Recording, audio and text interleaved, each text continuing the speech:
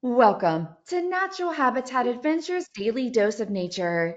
I'm your host, Brooke Mitchell, and today's webinar is Exploring Secluded Botswana, presented by NatHab Expedition Leader Lets Kamogelo.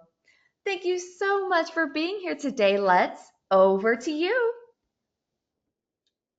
Thank you so much, Brookie, and I do welcome everyone to everything you need to know about Secluded Botswana, which is one of our greatest departure that we are proud of as a company, together with as an expedition leader that do uh, the Secluded Botswana trip. Let's Kamogelo has been introduced. I've been with Natural Habitat for over 8 years as an expedition leader, and I do lead several departures. That is Secluded Botswana, for expedition, Delta and beyond, as well as Botswana and Namibia extension. So this is an overview of one of our camps, which is Linyanti Tented Camp. Just before we start to get you to see and have the feel of one of the places that we are going to, which is Linyanti Tented Camp.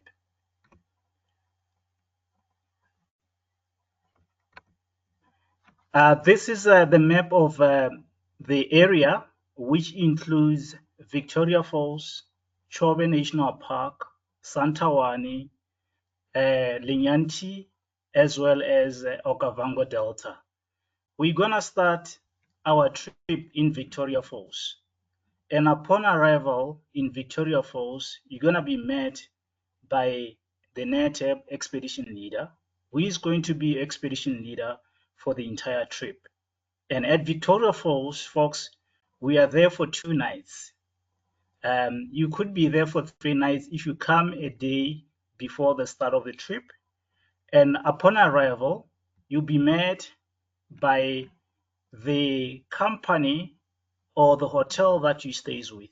We have a recommendations of hotels for the extension, and you make your own arrangement to the camp. If you come on the day of the trip, the expedition leader will be there, where you be gonna be transported on a bus from the airport to the camp. Upon arrival, you'll be met by the camp manager and the rest of the staff, where the manager gonna take you to the main area to do the camp briefing layout as well as safety. So this protocol, folks, happens in all the other camps that we'll be going to, where the manager in charge or in camp gonna take you through to the main area and do the camp layout. From Victoria Falls, folks, we're gonna take a bus to Chobe National Park in Kasane. We leave at 8 o'clock in the morning and go to Chobe National Park, where we are going to do a boat cruise in the mighty Chobe River, which is for about at least 3 hours, because our flights to Linyanti is often or usually scheduled in the afternoon, mostly from 1:30. And the flight from Chobe to Linyanti is about 45 minutes. Upon arrival in Linyanti, there'll be a vehicle waiting for us at the airfield with some refreshment. But to take you back to Chobe, while on the boat, we're gonna have lunch. We'll be served with lunch on the boat, because otherwise it's a long day of not having any meal. So as a company, we prioritize and making sure that our guests they've got meals as well as refreshment, together with water to stay hydrated. So at Linyanti, that's when we get there. There'll be a vehicle and a cooler box. Yet again, depending on the season, in summer, when the temperatures are high, we have some kikois that comes along with the refreshment that we use to cool ourselves for the afternoon. And yet again, it will be upon the discretion of the expedition leader to start the safari from there or go to the camp, depending yet again on the time that you have arrived at the airfield. So Lenyanti, we are there for 3 nights, where you will be mostly doing game drives, and I'll touch base and go in details in regards to game drives and how we conduct them. And from the Lenyanti, we go to the Okavango Delta in one of the famous camp called Pelo Camp. The flight is about 50 minutes flight. If you look at the map, you can see that you'll be flying mostly westerly.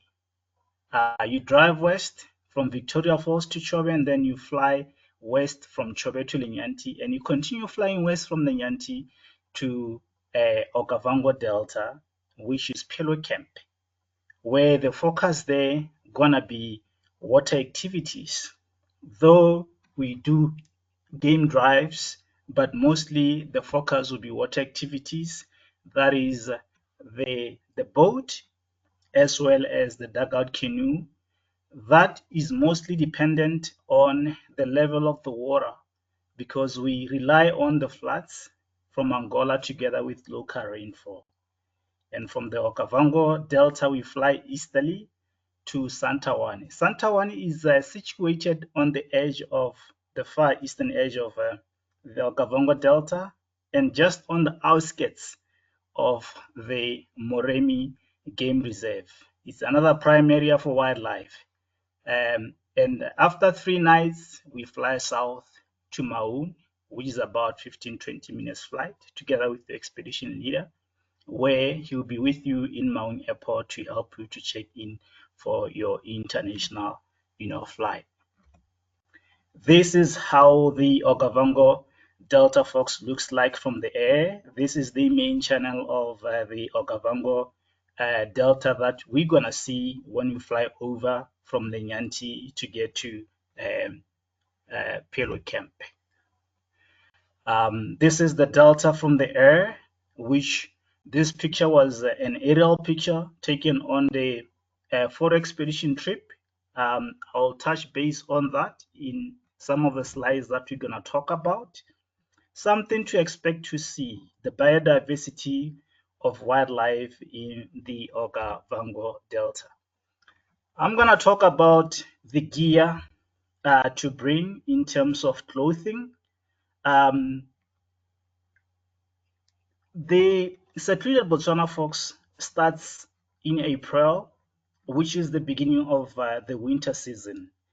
It runs through to summer or almost towards the end of the summer season, which you need to make sure that you bring clothes that will accommodate the fluctuating temperatures between cold and warm. Certain times the winter could be quite mild and certain times it could be pretty cold.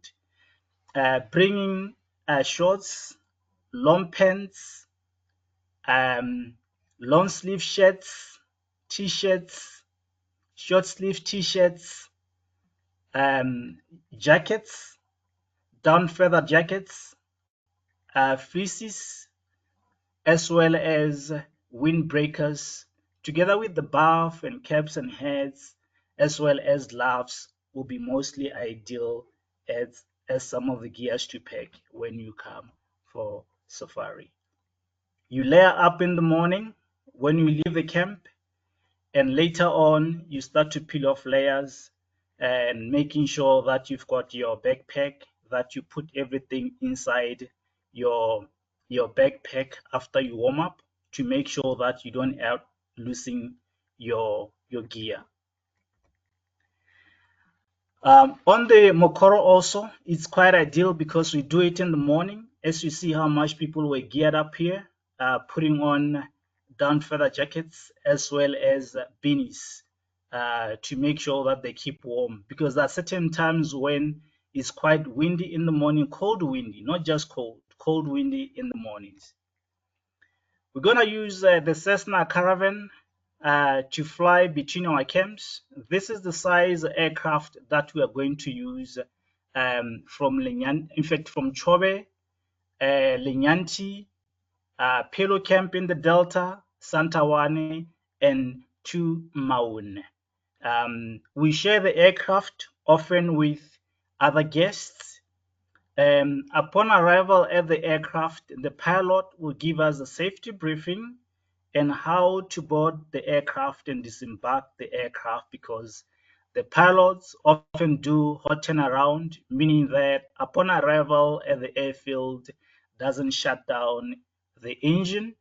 Rather, the loadmaster will put on the stairs, and the expedition leader will make sure that from the stairs you go straight to the vehicle, and he will be the one that will make sure that the luggage come out of the aircraft. You don't have to worry about being close to aircraft, making sure that your luggage is out, because that's the purpose of the expedition leader, for him to be there to make sure that we don't lose any of our luggage. This is the aircraft as the pilot briefed the guest before boarding the aircraft. We have a lounge both in Kasane as well as in Maun. Usually, after finishing the boat cruise, we have an hour, 45 minutes before boarding the aircraft, and at times there could be a slight delay, or the aircraft or the plane will be on time or slightly early. We utilize the lounge. There are refreshments. There is water for us to refill our water bottles, the tea and coffee, as well as refreshments, and Wi-Fi for us to use. Rather than being in the main airport building, this is the lounge we utilize. In regards to parking, I have some pictures that shows the type and size of bags or duffel bags that we do recommend for packing. We recommend bags that are soft on the side. If hard, it could be at the back to support the wheels. Rolling bags, as you can see in the picture, or these duffel bags that are very soft. The whole reason being that it's easier for these sized bag or type to go into the aircraft on the cargo portion, as well as in the vehicle being transported from the airfield to the camp. Backpacks that are also ideal, because these are the ones that you're going to be using every day for activities. That is morning activity, afternoon activity, as well as when you do boating, dugout canoe, together with traveling between camps. You need the backpacks because, like I said before, as soon as it warms up, you need a place to put your belongings, or even cameras, binoculars, sunscreen. There is a pocket on the side where you can put your water bottles. And also, let's make sure that we tag our luggage with the tags that we get sent as part of the package. In that way, it's easier for the camp to identify luggage, and also making sure that all of our luggage comes out of the aircraft, because we can easily identify them using the tags. In the camps, the housekeepers, when they take our luggage to our rooms, becomes easier to identify which luggage goes to which room. Packing tubes are also ideal, more especially when you use the type of duffel bags that we recommended. It makes life easier because you know what goes to which packing tube. Your clothes and everything that you brought is well organized, mostly at night when you prepare for the morning activity. You know, tomorrow I'm wearing these pants, these shorts, I need this charger, and you know which packing tubes, you can get those from. We do activities like the boat, though weather, water depending. We have been very, very fortunate this year that the rain has been pretty good locally, together with the floods that come from Angola, which usually the water arrives here from around April, May. But this year, it has been a dream come true because the water level went high as early as end of January. I was running a trip in Pelo Camp. I was the first expedition leader to do the dugout canoe. Though at the time when I was there, we couldn't do boat, but 2 trips after the one that I did, they were able to do the boat. So we do often look for a place where we can, quench our thirst.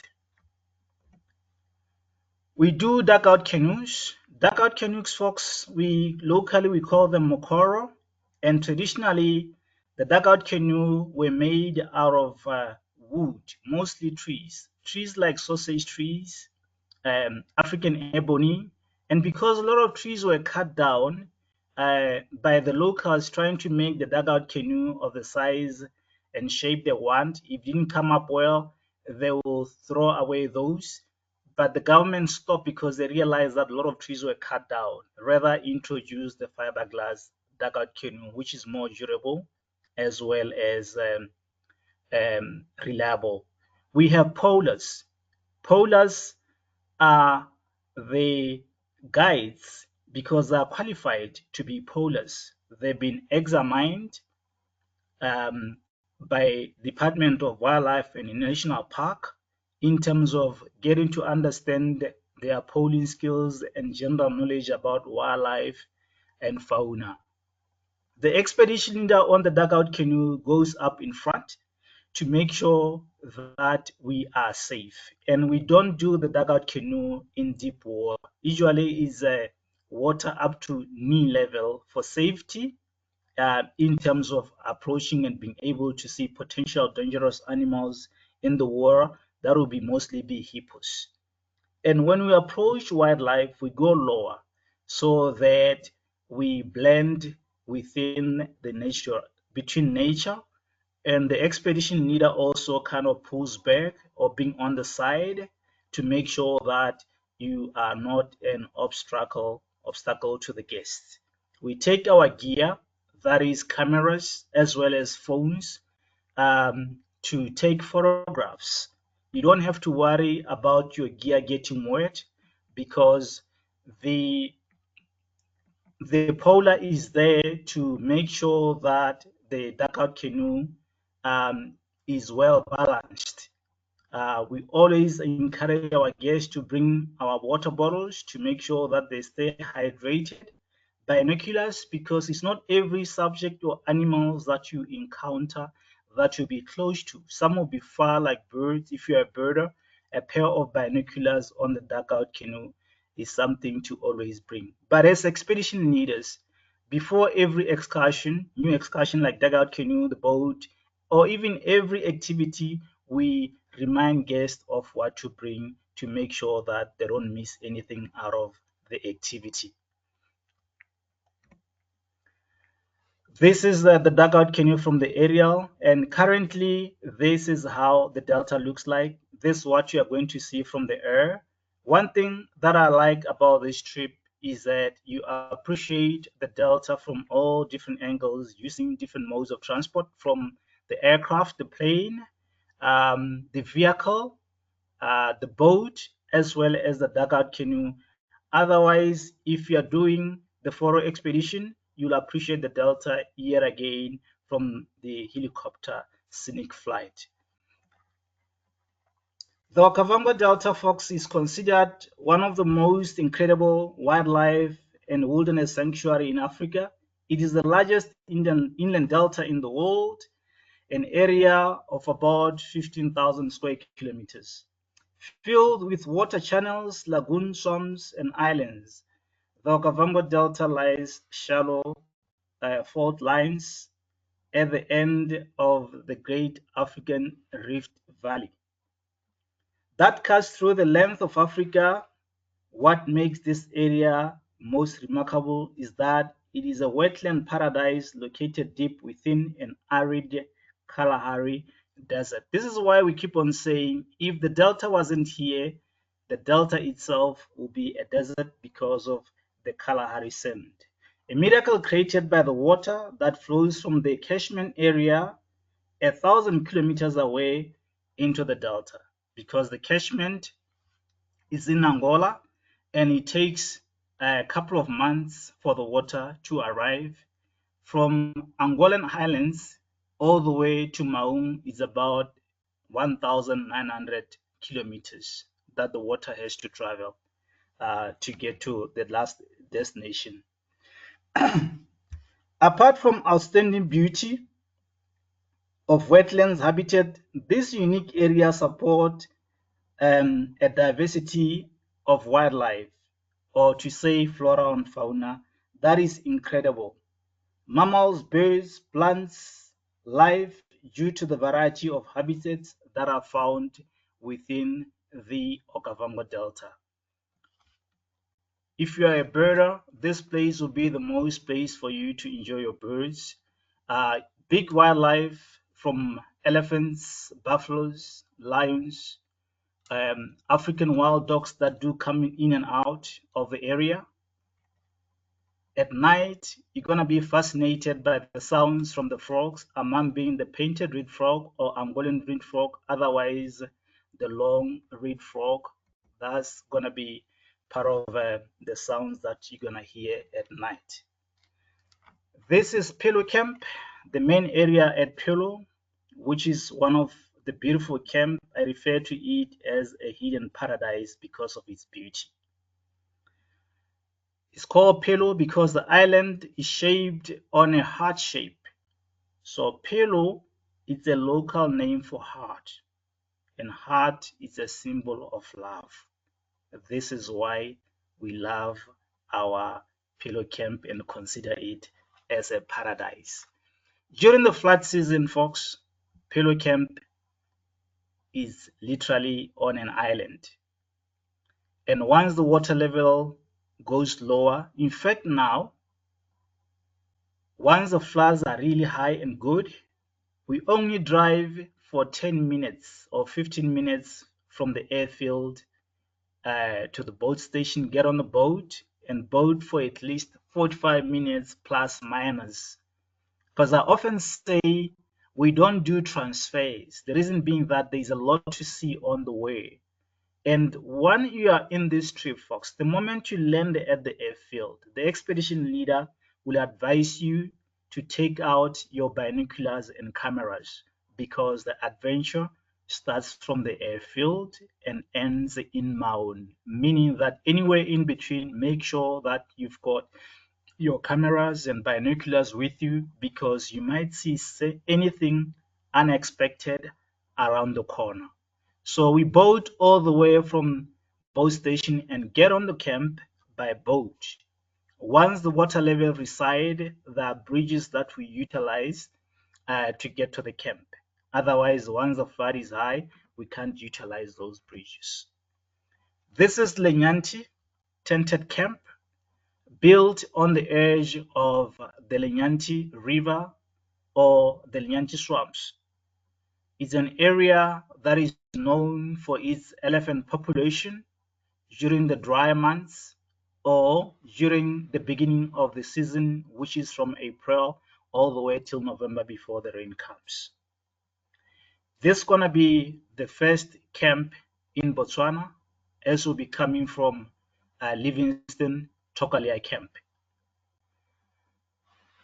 It's one of the camps that is quite vast in terms of the area, because we have other camps in the area, which is Kingspool to the west, Jumatao and Savuti within the same area.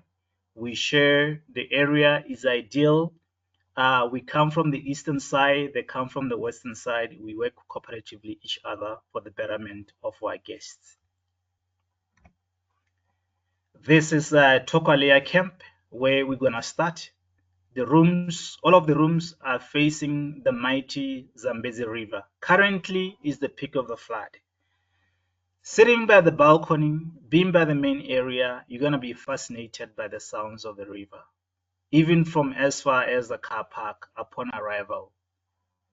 The first day we do the sunset boat cruise. It's not just a boat cruise, folks. It's an activity by its own because there is wildlife to see. Among wildlife to see on the boat will be elephants. If we are quite fortunate, we'll see them either on the banks feeding, sometimes crossing the mighty Zambezi River, because both sides of the river is protected area. We've got Mosiwa National Park in Zambia and Victoria Falls National Park in Zimbabwe, which is ideal to have both sides of the river, being protected, because in that way you are sure that both sides of the river in terms of wildlife is protected. That is the first afternoon. Upon arrival, folks, before I could even talked about the activity, the guide will give a briefing of what you're gonna do, and in the afternoon, that's when he's going to do a full introduction of the trip, the layout of the trip, the introduction in terms of what you are going to do, where you are going, how you're gonna get there, what to expect in those camps, where you will be going. At dinner time, he will brief you about what's gonna happen the following day, which is an exciting day. It's always exciting to me. I know I've done this so many times, but any day, every day for me on this trip, it feels like a brand new day. It feels like the first time I've been there. It feels like the first time I've done that, because the experience is overwhelmingly, not only to our travelers, even to us expedition leaders. Hence, we are forever excited when we are on these trips, folks. The following day, folks, depending on the season again, the guide will give you the time you're going to be waking up. There'll be somebody that comes to your room to wake you up um, in the morning and give you the time that you are supposed to be in the main area. And often it's ideal to bring everything you need for the activity, not just being at Tokolea, but even in the other camps. Because when we wake you up in the morning, we give you half an hour to prepare for yourself. So if you are kind of a bit slow, it's ideal to do most of the preparation the night before, so that in the morning when you wake up, there is quite few things to do. And in all of our rooms, we've got tea station that in the morning, if you're a coffee person or a tea person, before you could go to the main area, you would have had your cup of tea and coffee. We do have breakfast. It's cooked breakfast at Tokalea, and we usually leave camp around 8 o'clock to go to the falls. We'll talk about the falls itself in the upcoming slides.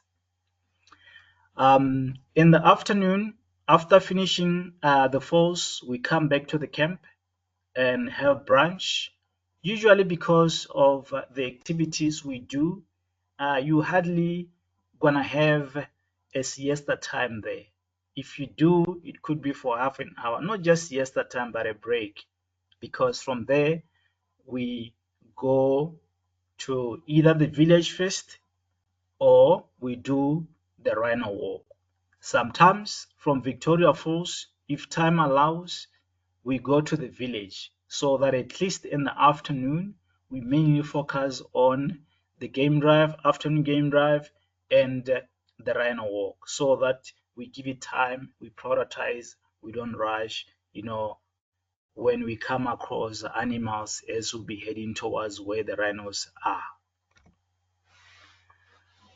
We do dine together, and this system of dining, folks, is very ideal. Your expedition leader gonna sit with you in all the meals. That is breakfast, lunch, and dinner. The reason being that it helps to do a recap of the activities that you have done. Um, you could have missed something that the expedition leader talked about, and this is the time again to ask where you didn't understand. He can still elaborate. Maybe he didn't want to talk much while on the field because he didn't want to distract you taking pictures. Rather, this is the time to talk about that.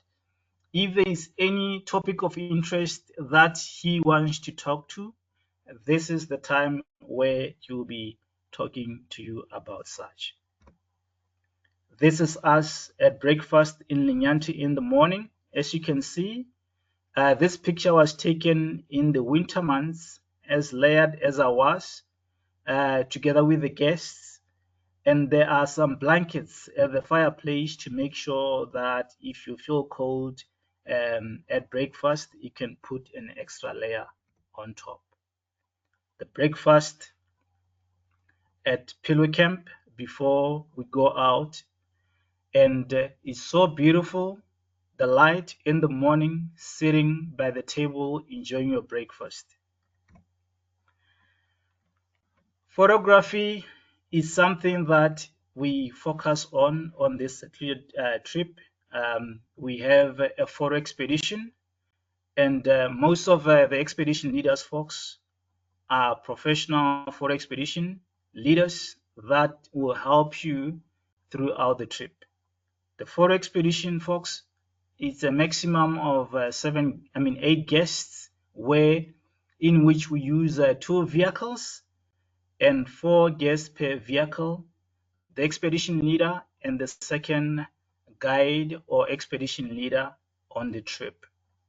The expedition leader on the trip, folks, is in charge in terms of allocating the guests to the vehicle and the guide, where we encourage or you make sure that you rotate the seats together and make sure that you go with another expedition leader so for you to get a different experience with the other expedition leader. One advice that I always give or that I can give before you come on a trip, if you've got a new camera, make sure you practice as much as you can to familiarize yourself.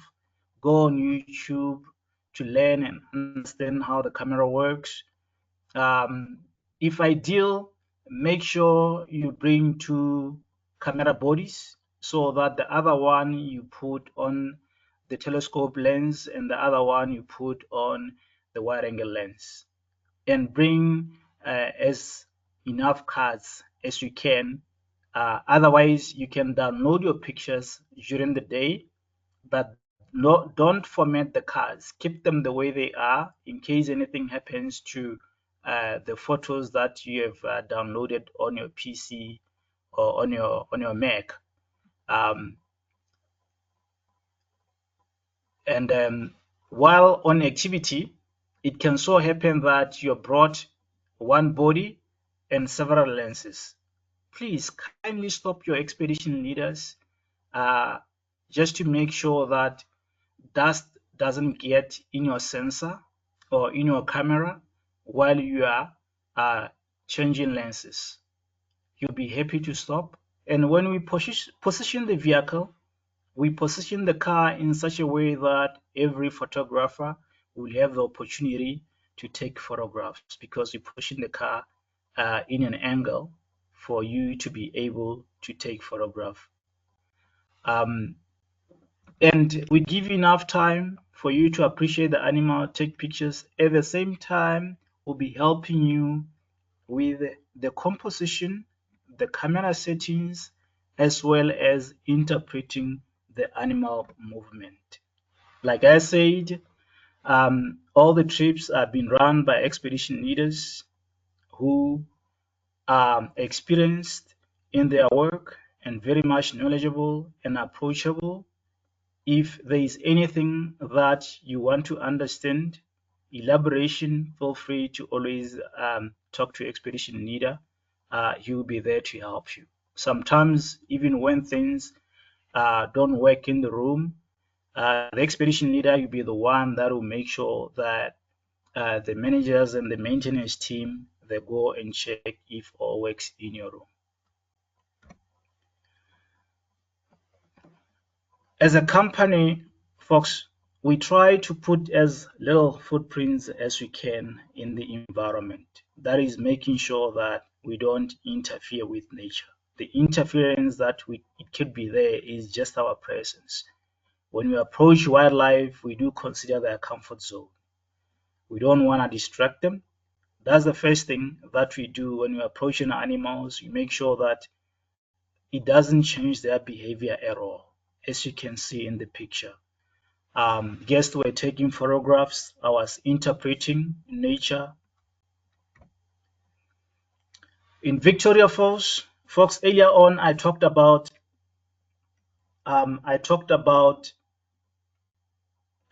rhino walk. These are the white rhinos. There's about 9 of them in the area where they're protected by rangers 24/7. We've got Godfrey, which is one of our local guide at Tokalea, who was our guide, where we often do the rhino walk mostly in the afternoon because we try to take advantage of the light. We do morning game drives, like I mentioned, that I'll come back to that to talk more in details about game drives. We wake up early. The time for wake up depend on the season. So in summer, we wake up at 5. Come and pick the guests at 5:30 from your rooms, and then we'll walk you to the main area because then it is still dark for you to walk by yourself because you are being considerate about your safety. Like I said, it's ideal to bring your stuff that you need, your backpack for the day. There are bathrooms in the main area. In case you want to use the bathroom, there will be bathrooms in the main area. Otherwise, those that their rooms are close to the main area, they can go to their rooms and utilize the bathrooms.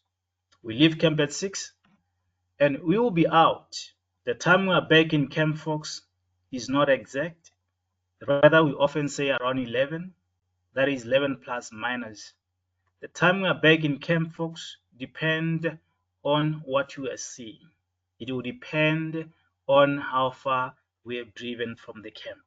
We are never in a rush to get to the camp because we want to maximize the opportunity.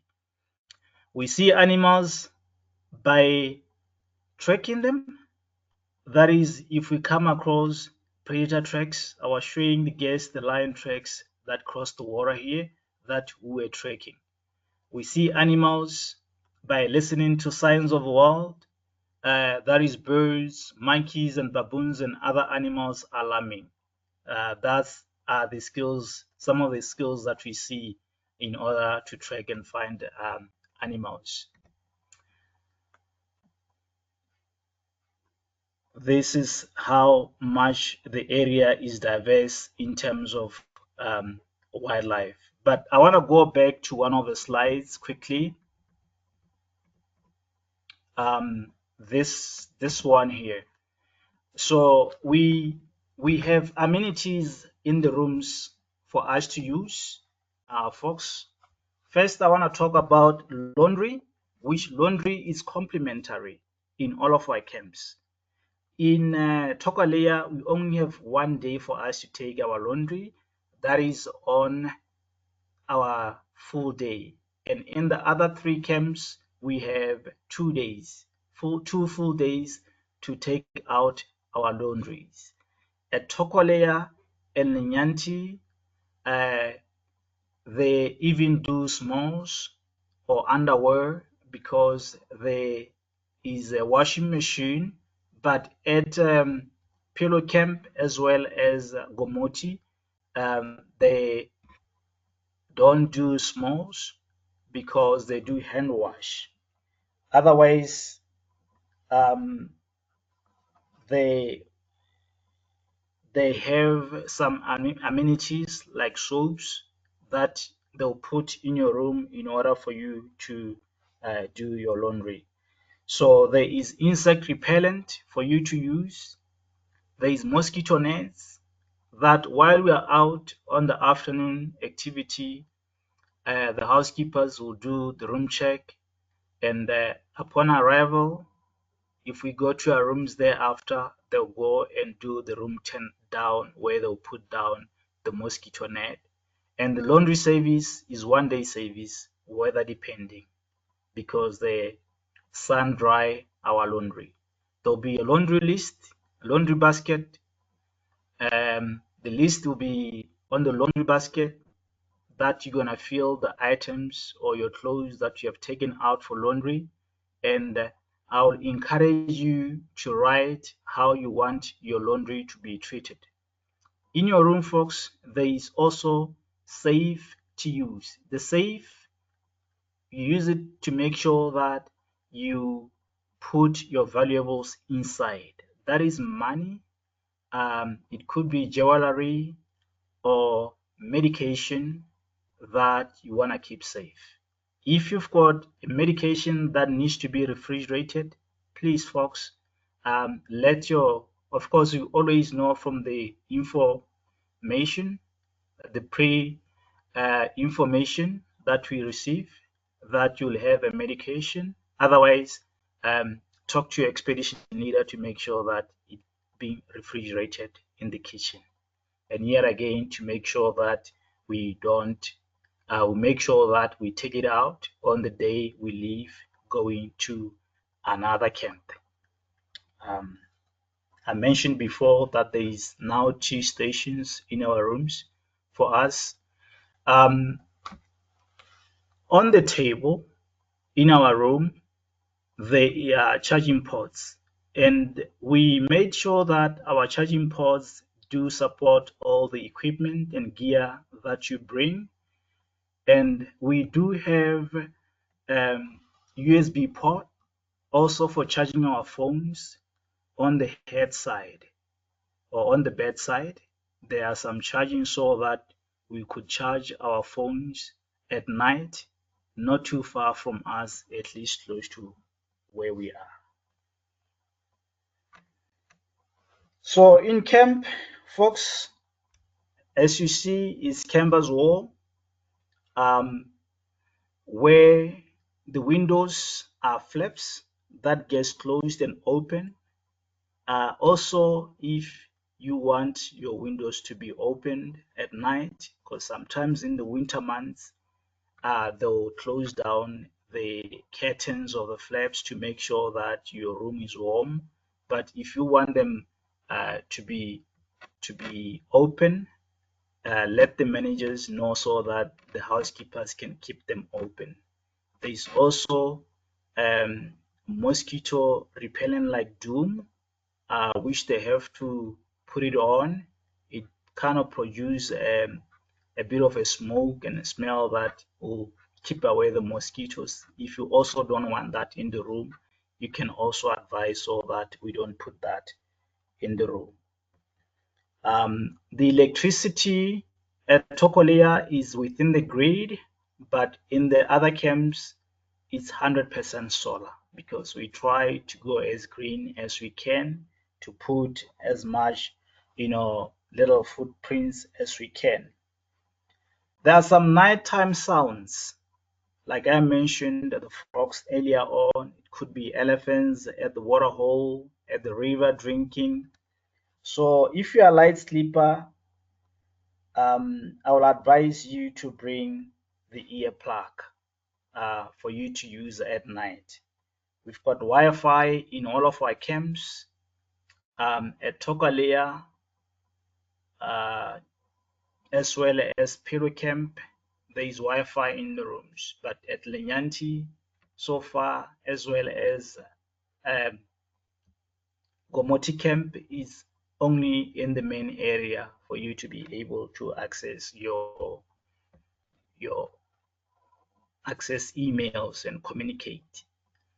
We've got swimming pools in all of the camps that we utilize those mostly in summer. to cool off. So I'm gonna go to the next slides. So being on the open vehicle, folks, you are quite exposed um, to the sun, to the heat, and to the cold. So it's pretty much ideal for you to bring sunglasses, sunscreen, hats, because sometimes the sun will come from the side, and mainly in summer, that's when we put the roof on because the temperatures can be pretty hot, just over 90. But in winter season, we make sure that we take off the roof because the temperatures are not that hot. Um, and also it makes wildlife a lot more viewing, and it helps to warm up because you get this direct, sunlight.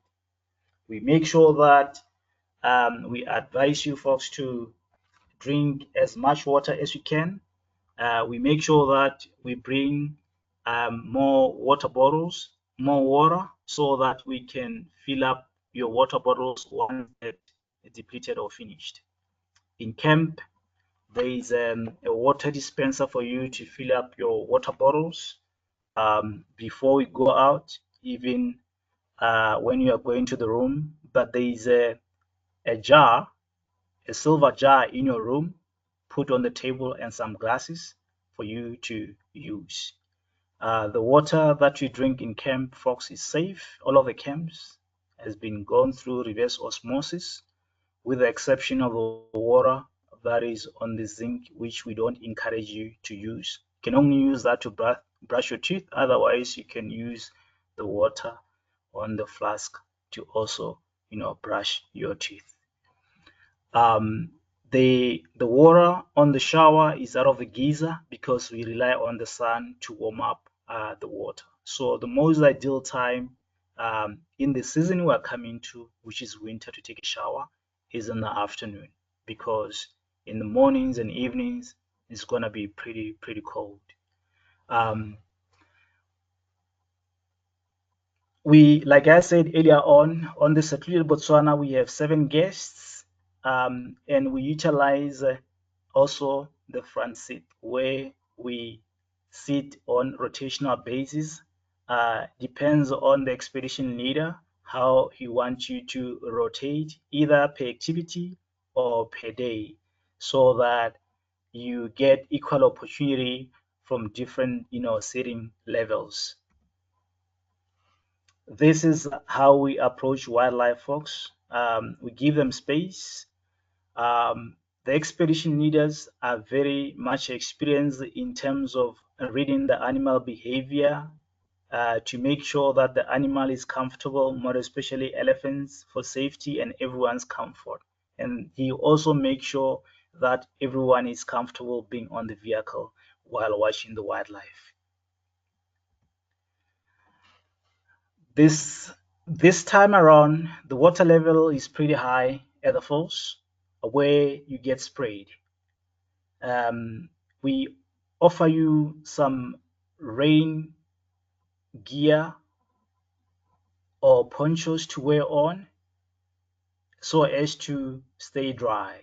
So as part of the gear to bring will be waterproof shoes, as well as flip-flops or sandals or anything that you don't mind getting wet.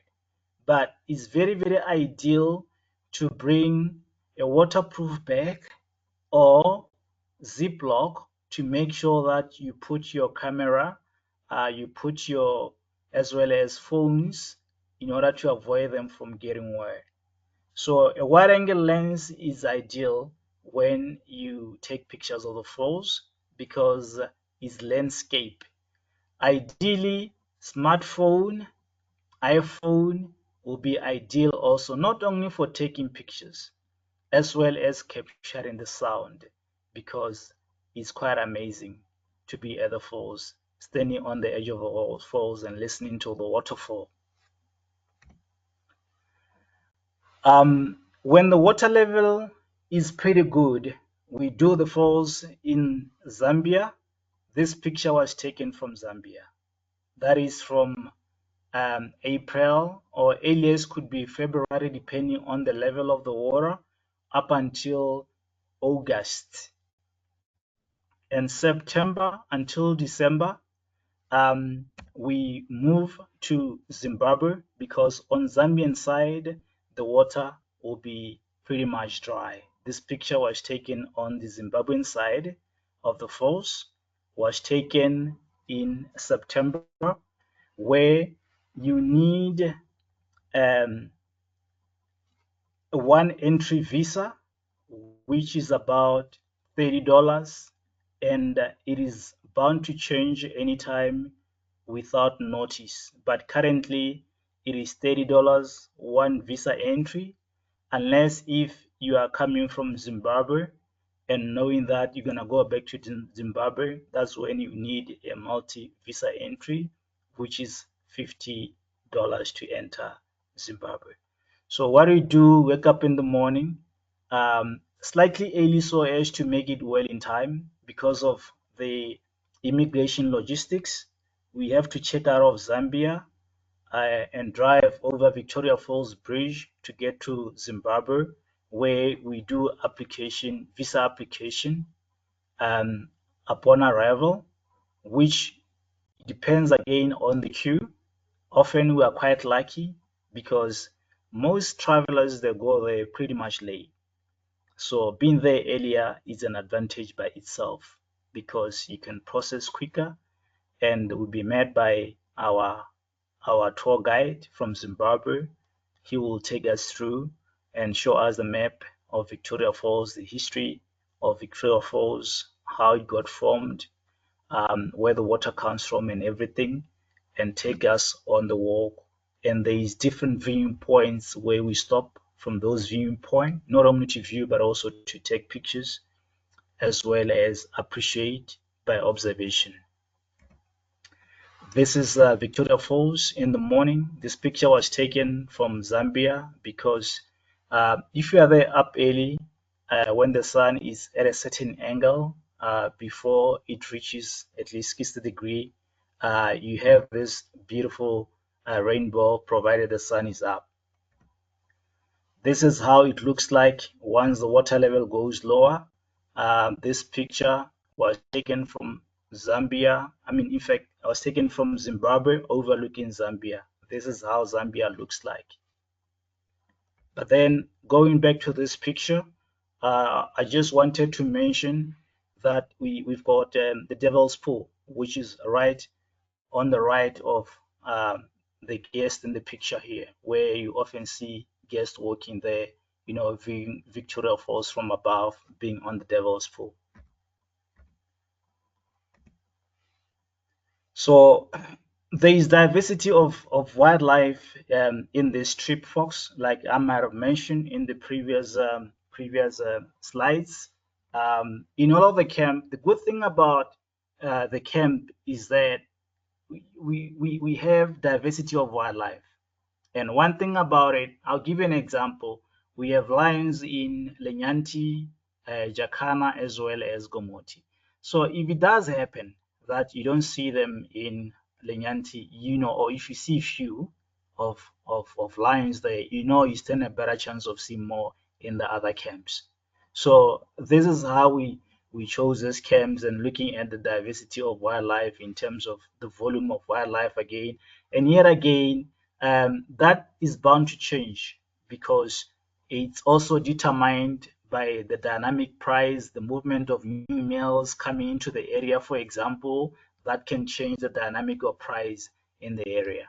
So it's one of the trips that I've seen always every trip that I've done. I've seen the most wildlife. I can't say in this trip I've seen more than the other one because they kind of complement each other in a way.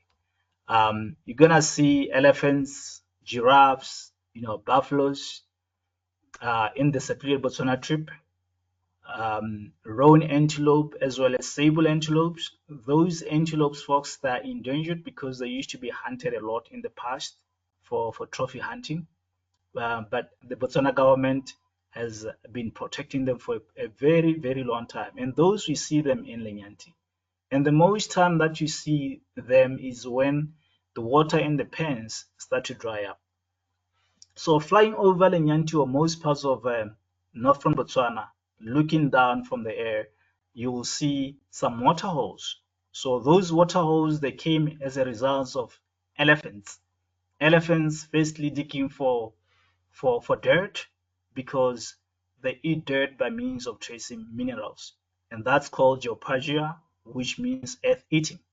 And eventually those little holes that are on the ground, um, they become multiple of them that eventually they get filled with water. Elephants will come back and dig now for the mud to spray themselves, and over time that becomes a big water hole. So they use those water holes now as refreshment um, stations, that every water hole that they come across, um, they will drink.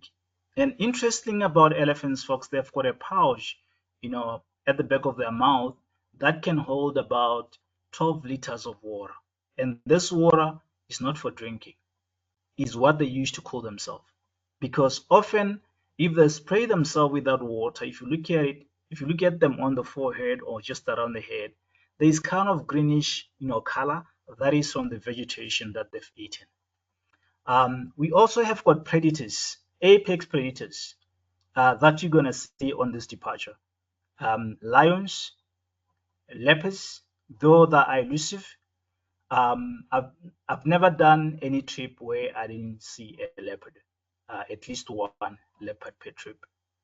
Um, hyenas.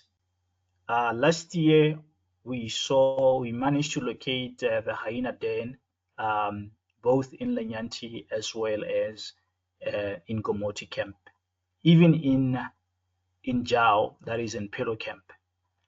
Cheetahs, they do come off in and out of Linyanti, Pilo Camp, as well as Gomoti. Gomoti is just on the outskirts of Moremi Game Reserve, which is quite vast and is an ideal habitat for cheetah. They move back and forth in between. The African wild dogs are one of the predators, to see.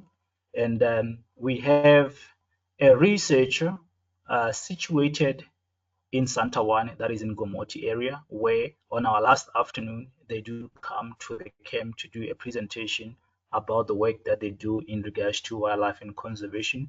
And their most focus is African wild dogs, folks, because they are Africa's second ultimate endangered carnivore species after the Ethiopian wolf. We are looking at about 6,500 of them left in the wild, because of habitat loss, as well as competition from other predators, as well as disease, canine distemper or rabies, that if they get in contact with domestic dogs, they get the disease.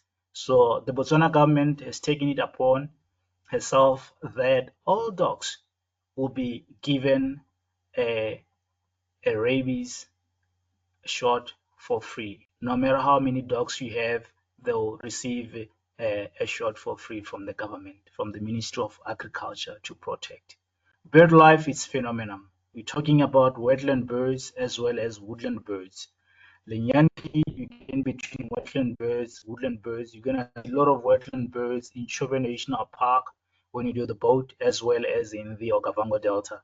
But at the time, though, we have different species of migratory birds. We have inter-African migrant and Palearctic migrant. Palearctic are those that migrate all the way to Europe, like your osprey, European bee-eaters, European rollers.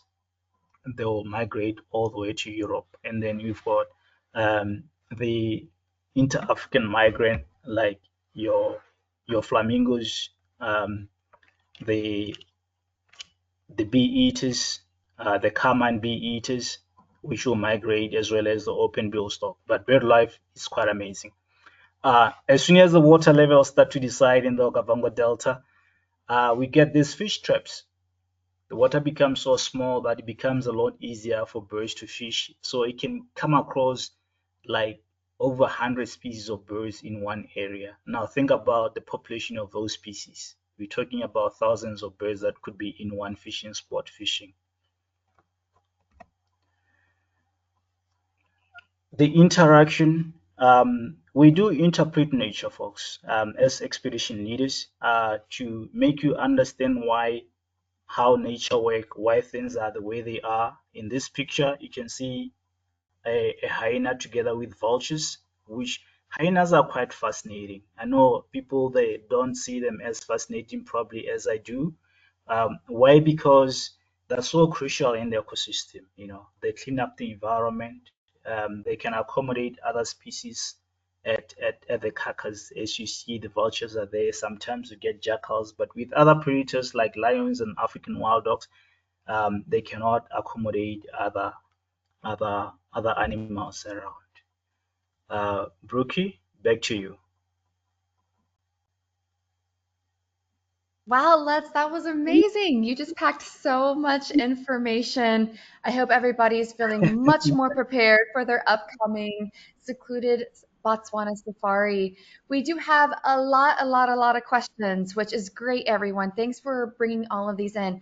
I will make a quick comment if we do not get to your question, because Let's, if you have a little bit, I would like to ask a few questions, even though we've reached the top of the hour.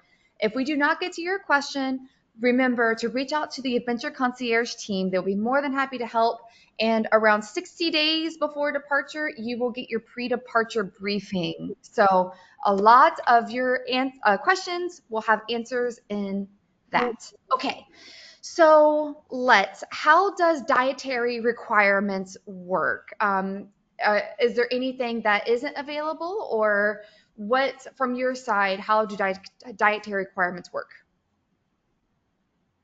Dietary requirement is something that we do consider. I don't know how I missed that, but thanks for the question. Um, it's very ideal to give the information to concierge when you book the trip. Otherwise, every camp, the manager, when they brief the guests, they do ask about the data requirement. And also, as an expedition leader, when I do the introduction, I do make sure that I get the data requirement from the guest. It's not just the data requirement, and also it goes to it also goes to likes and dislike, what you don't like to eat. We are very considerate of that. And the kitchen is always aware of that, as well as the waiter and waitresses, to make sure that your dietary requirement is being considered. Fantastic. Next, are there any colors or prints or anything when people are packing that they shouldn't bring? Like, what do you recommend for colors and stuff that people pack? We often recommend neutral colors, um, kind of khaki, beige, um, black should be okay, gray, those kind of colors. We try and avoid military color or camouflage per se, as well as bright color like red, because it isn't just about animals seeing you in the car, but we just want to blend within the environment. That's one of the reasons why we advise guests to bring kind of neutral colors so as to blend within the environment. Perfect. And shoes. I have lots of questions about shoes. What do you recommend people bring for the safari? Um, Boots will be ideal because now, since we are approaching the cold winter, uh, anything warm, shoes that are quite warm like boots will be ideal, as well as sneakers.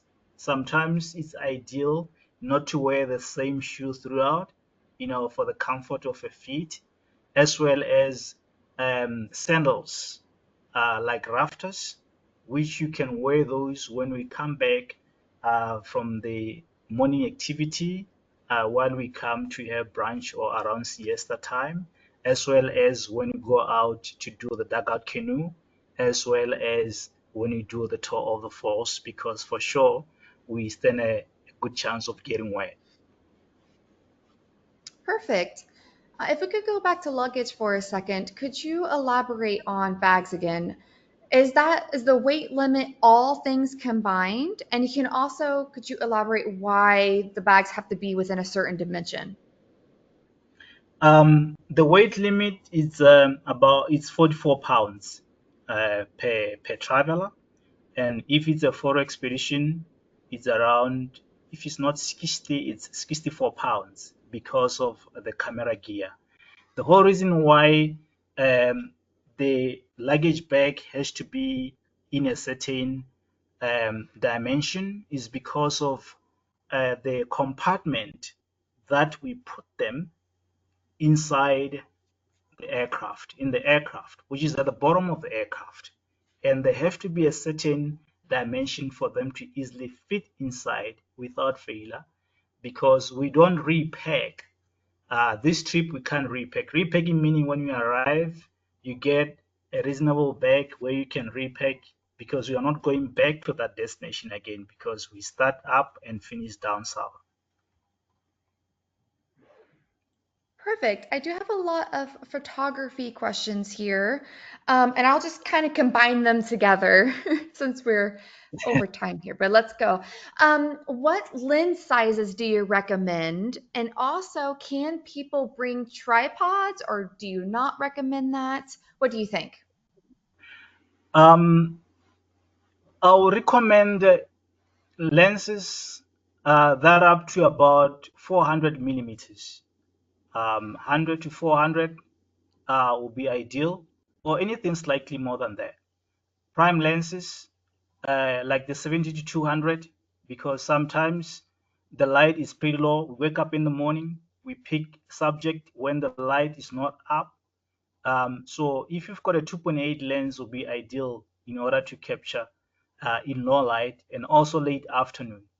Wide angle lens, I'll say anything from 17 millimeters to 120 millimeters, as well as prime fixed lenses, 300 fixed, 400 fixed lenses will also be ideal. And in every activity, I advise my guests to bring every gear. In fact, when we start at Tokalea on the boat cruise, I ask my guests to bring all the gear. That's the time to start to work around different lenses and see what works, so that when we get to Botswana, where the photography gonna mostly be, at least you know what works for which subjects. Yeah. And just one more thing. With tripods, are they Oh yeah. needed for this? Yeah, go ahead. Yes, thank you. Yes, tripods we do advise guests to bring, but we do have tripods also. We always carry tripods from camp to camp. We also have got bin bags for guests to use in case they don't want to use the tripods. Rather, they want to have something to support their camera. Bin bags are always there in every camp. We've got bin bags. Perfect. Well, everybody, since we are 10 minutes past the hour, I will go ahead and close the Q&A portion of the webinar. But again, like I said, please reach out to the amazing concierge team to answer any further questions that you have. I know that there's a lot still out there. So I will turn it to you for any last closing comments. The other thing that I would like to mention is the camp stocks that we go to, they are unfenced, all of them, meaning that any animal can walk into camp at any given time. So as soon as it gets dark, we encourage our guests not to walk by themselves, either from the main area to the room or vice versa. Rather, they'll be escorted by the expedition leader or camp manager to make sure that they are safe. During the day, yet again, is light. Animals still come through the camp, and when you do so, please be vigilant of your surrounding. Look around to make sure it's safe. But usually, on what we normally do is before we come back from the activity, the managers on the ground would have walked in the path to make sure that it's safe for the guests to uh, go to their rooms. And before high tea, the expedition leader often walk again pathway so that it's safe. If there is any other questions, you can ask the concierge here. Otherwise, folks, we are ready to be hosting you this year on the Secluded Botswana. See you then. Absolutely, let's. This is such a special destination. I love this area, and I'm so happy for everybody going. You will not regret it. Trust me. So, thank you so much, Absolutely. Les, for taking the time to present for us today. And I'd like to thank everybody who tuned in. Join us tomorrow for our next daily dose of nature. You can check out this week's lineup, including registration links, on our website at nathab.com/webinars. We did record today's presentation and we will have the replay available on our website soon. With that, I will conclude the webinar. Goodbye, everybody. Goodbye.